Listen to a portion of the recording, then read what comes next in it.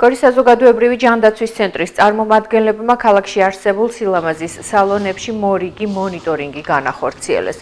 სპეციალისტები ამბობენ, რომ დაწესებულებების ნაწილში ხშირად არ აქვთ დამადასტურებელი დოკუმენტი თუ როდის ჩაუტარეს სტერილიზაცია სამუშაო იარაღებს.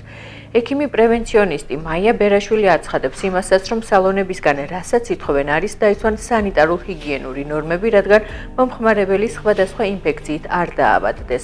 ორგანიზაციამ ჯამში 30-მდე სილამაზის სალონი შეამოწმო და აქედან ნაწილს რეკომენდაციები მისცა.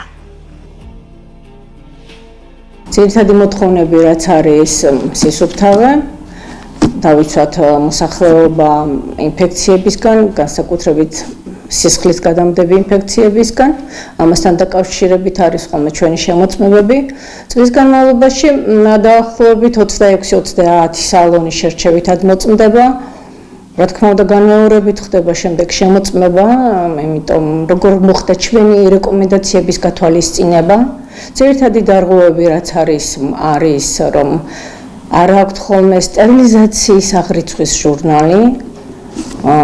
უნდა მოხდეს სამუშაო იარაღის სტერილიზაცია, დეზინფექცია, რაზეც გვაქვს ხოლმე ძირითადი მოთხოვნები.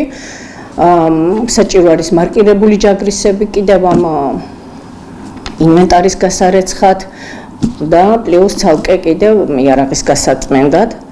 და როგორ ხდება ამ სუფთა გამოყენებული იარაღის განცალკევება, ძირითადი მოთხოვნები ამასთან არის ხოლმე დაკავშირებული, როგორია ინვენტარის ზედაპირი რომ შევდივართ და შემიძლია ვაძლევთ ხოლმე შემდეგ შესაბამის რეკომენდაციებს. შევდივართ თქვათ 30 დღის მერე და თითქმის სულ ხდება ამის გამოსწორება. ანუ ითვალისწინებენ, მოყვებიან ჩვენს რეკომენდაციებში წინააღმდეგი არავინ არ არის, იმიტომ რომ ეს თავიანთ ინტერესებშიც შედის, რადგან უფრო მეტი მომხმარებელი ეყოლება.